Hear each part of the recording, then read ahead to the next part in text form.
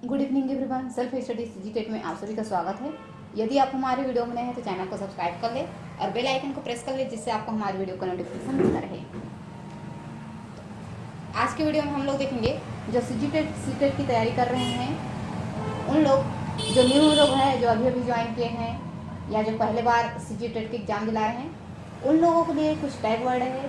Tag word का मतलब होता है कि आप कुछ ऐसे की पॉइंट होता है जिससे आप हम प्रयोग करके उस प्रश्न के उत्तर तक पहुंच सकते हैं। यानी कि आप तैयारी कर रहे हैं, आपके प्रश्न सभी बन जाते हैं। कुछ प्रश्न जो है समझ में नहीं आता या उसको कैसे बनाएं, सभी का ऑप्शन जो है सेम लगता है, तो हम उसको इस ट्रिक के माध्यम से या इस कीवर्ड के माध्यम से हम उस प्रश्न के उत्तर तक पहुंचने की कोशिश करते हैं।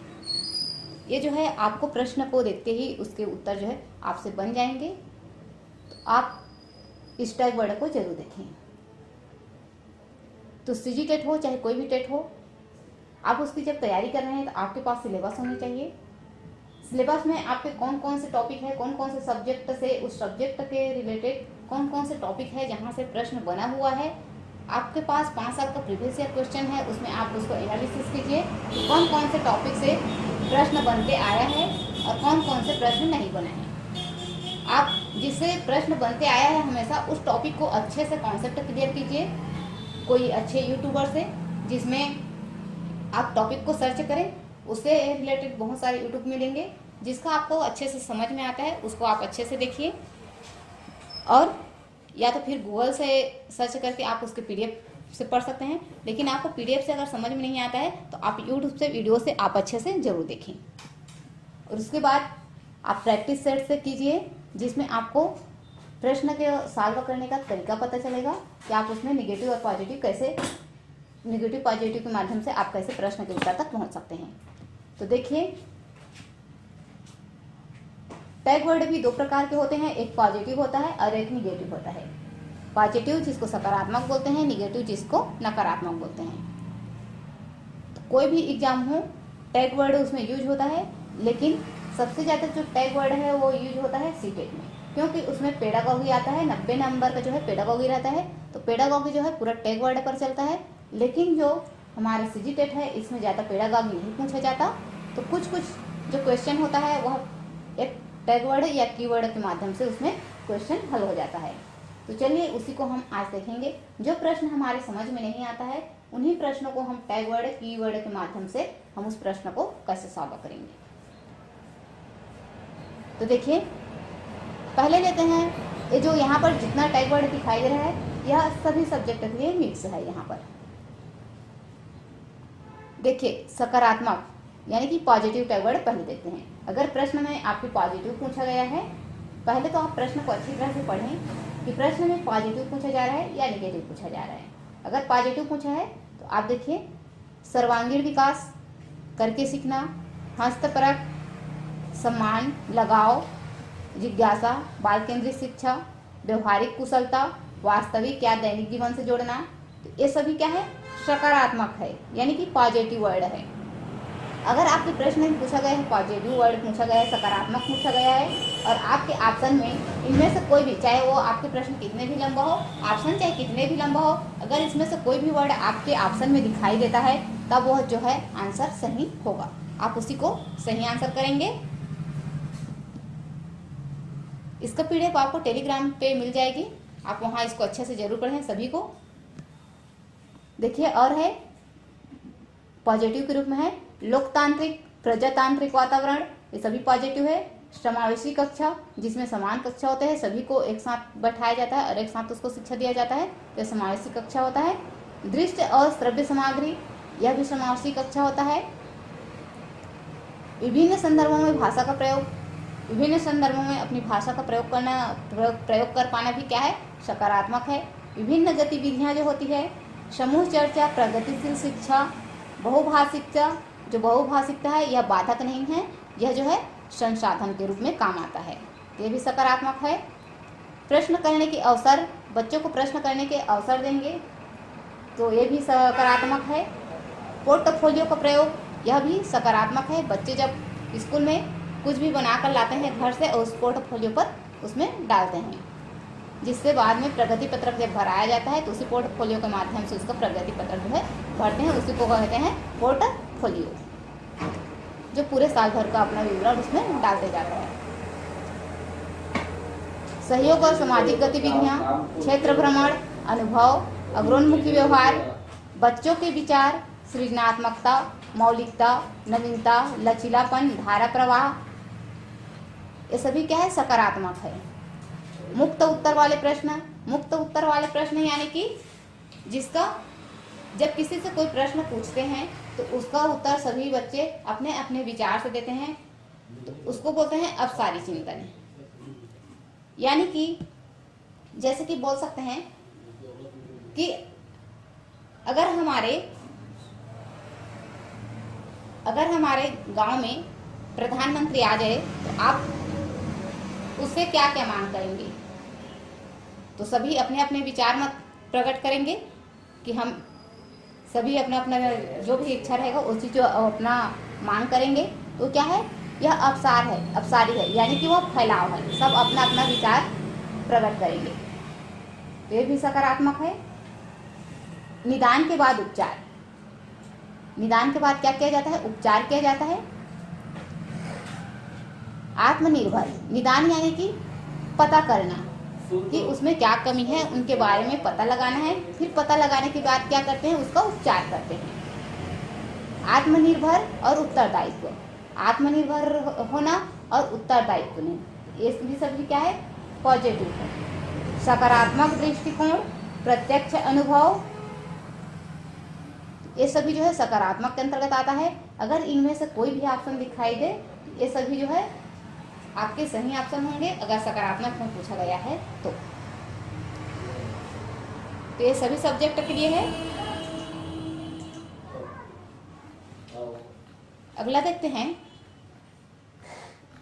सबसे जो इम्पोर्टेंट है सीजीटेट के लिए वह है वाइगोस्की, वाइगोस्की, जीन पियाजे, ये दोनों जो है बहुत ही इम्पोर्टेंट है, यहाँ से प्रश्न हमेशा बनता है। तो देखिए वाइगोस्की के बारे में क्या क्या याद रखें, समाज, सहयोग देना, परस्परता, सक्रिय भागीदारी, स्कैप फोल्डिंग, स्कैप फोल्डिंग यानी कि होता है पाड़ ढांचा, स्कैप फोल्डिंग को ही पाड़ ढांचा बोला जाता है, जिसमें अपने से जो ज़्यादा जानकार होते हैं वो सहारा दिए जाते हैं, उसको संकेत किया जाता है, उसी को बोलते हैं स्कैप फोल्डिंग, चाहे वो मित्र के रूप में हो या फिर शिक्षक के रूप में हो या कोई भी अपने से बड़े के रूप में हो, जो अपने से ज़्यादा जानकार हो उनको जब सहारा दिया जाता है तो उसको बोलते हैं पाड़ ढांचा या स्कैप फोल्डिंग।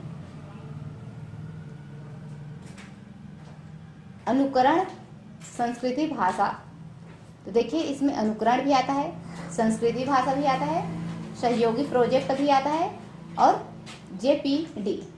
यहाँ सबसे जो ज़्यादा इम्पोर्टेंट है वह है समाज, सहयोग और सक्रिय भागीदारी, और है स्कैप फोल्डिंग, पाड़ ढांचा, और एक है JPD।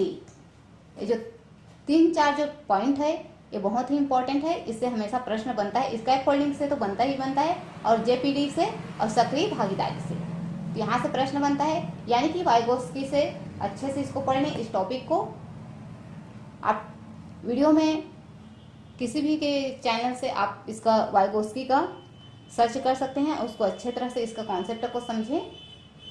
इसमें से प्रश्न सीजीटेट में भी पूछा जाता है और सीटेट में भी पूछा जाता है, तो सीटेट में आपके सरल हो जाएंगे क्योंकि वह आपके टैग वर्ड से चलता है, लेकिन आपको वाइगोस्की के लिए आपको थोड़ा सा कॉन्सेप्ट को समझना भी है और याद भी करना रहता है। थोड़ा इसको आप लोग अच्छे से ज़रूर देखें क्योंकि JPD पूछा जाता है, स्कैप फोल्डिंग और सहयोगी प्रोजेक्ट, सक्रिय भागीदारी, यहाँ तक से बनता ही है।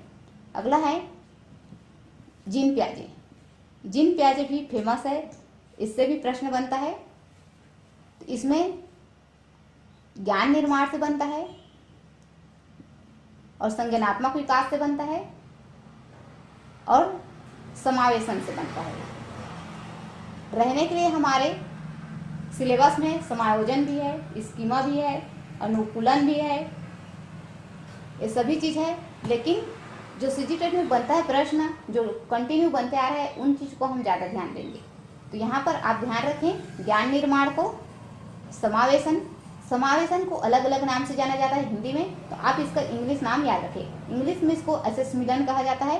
तो एसएस मिलन जो है इंग्लिश में आप उसको देख करके चाहे इधर कोई भी ऑप्शन रहे आप इसको कर सकते हैं। इसमें जो है पूर्व ज्ञान में जो है नए ज्ञान को इसमें किया जाता है, इसको बोलते हैं समावेशन, इसको आत्मसातीकरण भी बोलते हैं। तो आप इसको अच्छे से करें क्योंकि यह 1 नंबर आपके यहाँ से पक्का है और यहाँ संज्ञानात्मक विकास से भी 1 नंबर के पक्का है और ज्ञान निर्माण यहाँ से भी आपको 1 नंबर के प्रश्न मिलेंगे।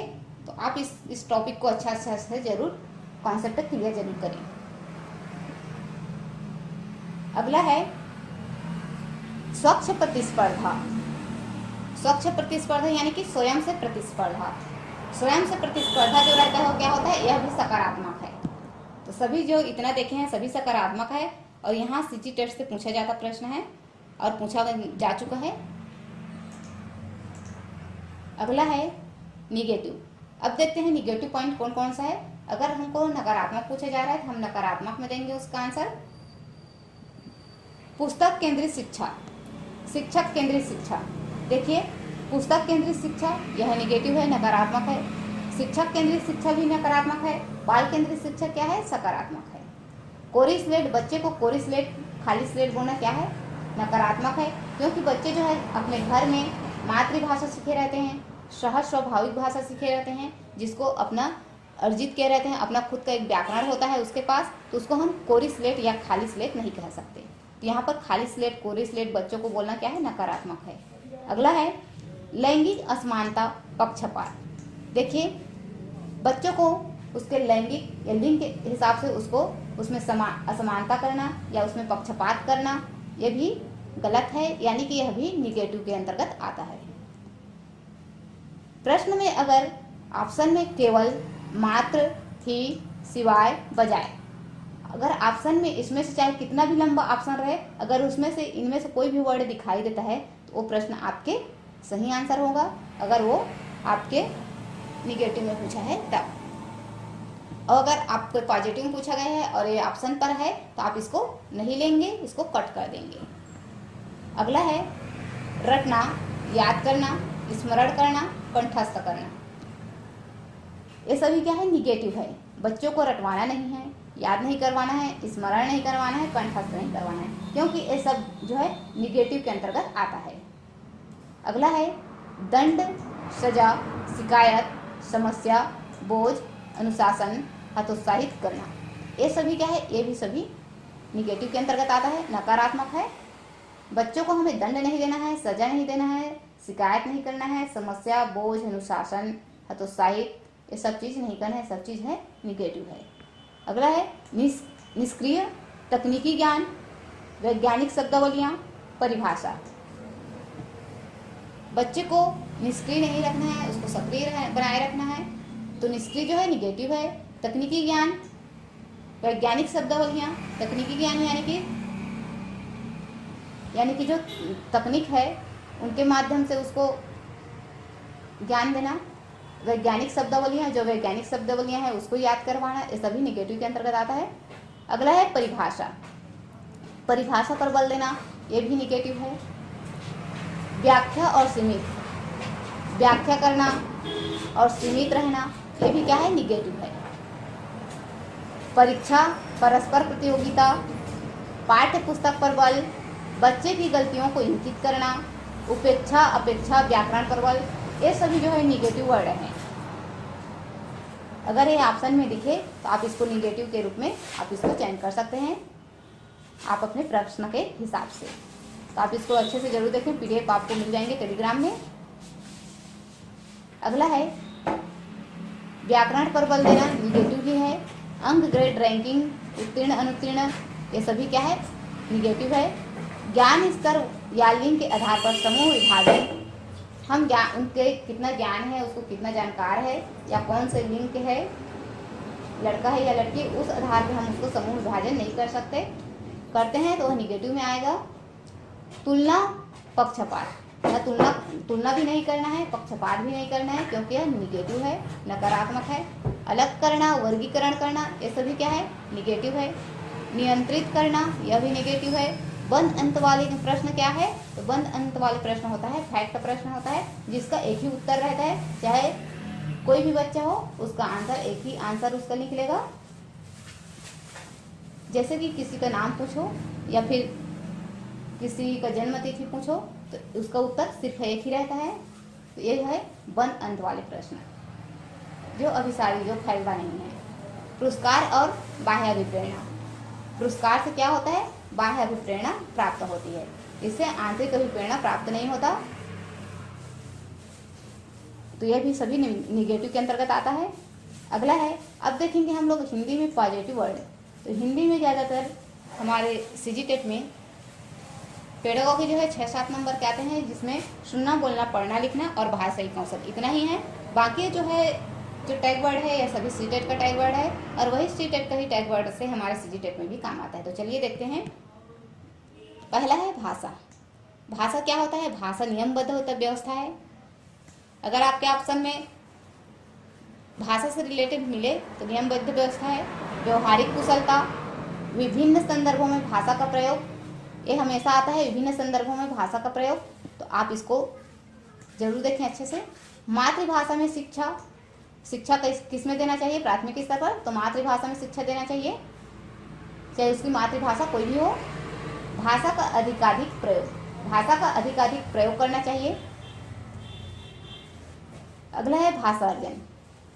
यहाँ से प्रश्न हमेशा बनता है। अर्थ ग्रहण, स्वाभाविक, सहज प्रयोग, अनुकरण, मातृभाषा, ये सभी क्या है? भाषा अर्जन है, जो हम आसपास में वातावरण से सीखते हैं और अपने घर परिवेश से सीखते हैं।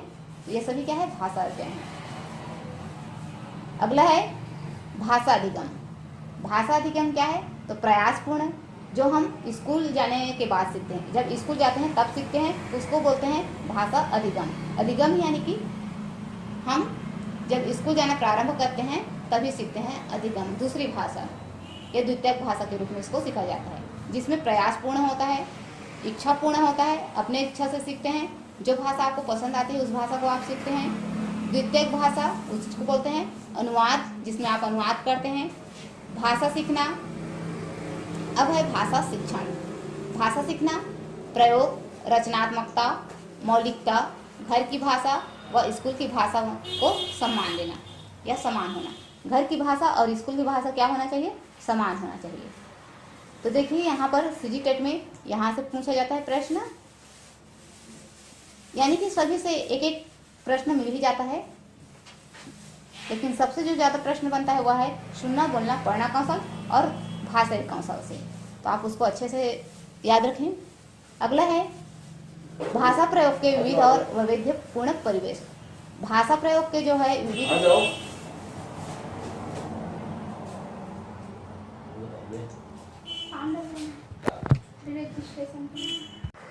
आगे देते हैं।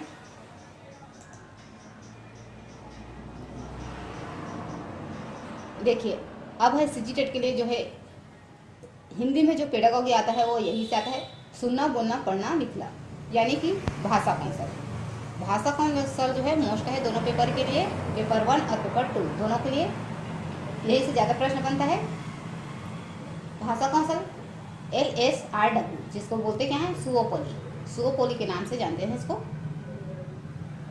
L का होता है लिसनिंग, S का होता है स्पीकिंग, R का होता है रीडिंग, W का होता है राइटिंग, यानी कि लिसनिंग, स्पीकिंग, रीडिंग, राइटिंग, सुनना, बोलना, पढ़ना, लिखना, ये सभी क्या है? अंतः संबंधित होते हैं। सभी जो है अंतः संबंधित होता है और स्वाभाविक क्रम में सीखते हैं, यानी कि स्वाभाविक क्रम होता है, ये एक साथ सीखे जाते हैं। सभी क्या है? एक साथ सीखे जाते हैं, क्रम से नहीं।